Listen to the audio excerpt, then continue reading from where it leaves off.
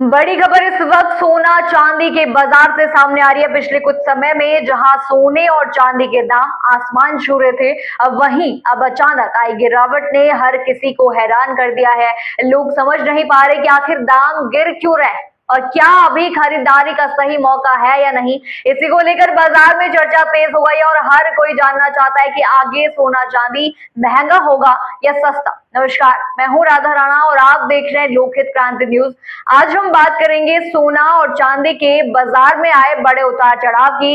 दरअसल इन दिनों अंतर्राष्ट्रीय हालात का सीधा असर बाजार पर पड़ रहा है। डॉलर मजबूत हुआ है, कच्चे तेल के दाम बढ़े हैं और मिडिल ईस्ट में चल रहे तनाव ने भी बाजार की दिशा बदल दी है। जब डॉलर मजबूत होता है तो दुनिया भर के बड़े निवेशक गोल्ड और सिल्वर से पैसा निकालकर डॉलर में लगाने लगते हैं। इसी वजह से सोना और चांदी के दाम में गिरावट देखने को यहाँ पर मिल रही है। एक और वजह यह भी बताई जा रही है कि जब दुनिया में युद्ध या तनाव की स्थिति बनती है तो लोग कैश में रहना ज्यादा सुरक्षित समझते हैं। ऐसे में कई लोग अपना सोना बेचकर पैसा अपने पास रखना चाहते हैं ताकि जरूरत पड़ने पर तुरंत इस्तेमाल कर सके। यही कारण है कि कुछ जगहों पर फिजिकल गोल्ड की बिक्री भी बढ़ जाती है और बाजार में दबाव बन जाता है। लेकिन जानकारों का कहना है कि घबराने की जरूरत यहाँ पर नहीं है। बाजार में उतार चढ़ाव आते रहते हैं। अगर आप निवेश करना चाहते हैं तो एक साथ बड़ा पैसा लगाने की बजाय थोड़ा थोड़ा करके निवेश करना ज्यादा समझदारी होगी। मान लीजिए आपको चांदी खरीदना है तो एक बार में पूरी मात्रा लेने की जगह थोड़ा थोड़ा अलग अलग समय पर खरीदे। इससे अगर दाम और नीचे आते हैं तो आपको फायदा मिल सकता है।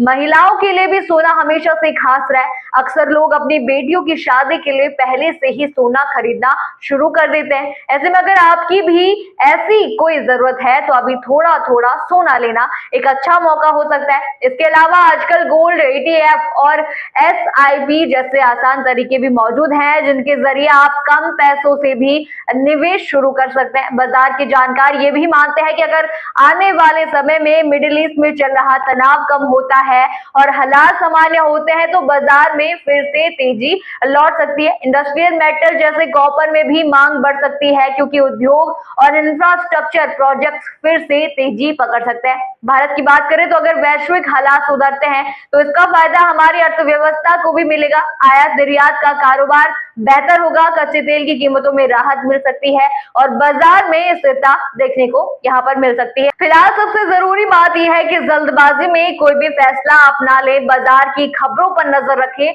और समझदारी से निवेश करें क्योंकि सोना और चांदी लंबे समय से हमेशा सुरक्षित निवेश माने जाता है। अगर आप 3 से 5 साल के नजरिए से निवेश करते हैं तो अच्छा फायदा मिल सकता है। तो अगर आप भी सोना चांदी खरीदने की सोच रहे हैं तो थोड़ा सोच समझकर कदम उठाइए और बाजार की हर हलचल पर नजर बनाए रखिए।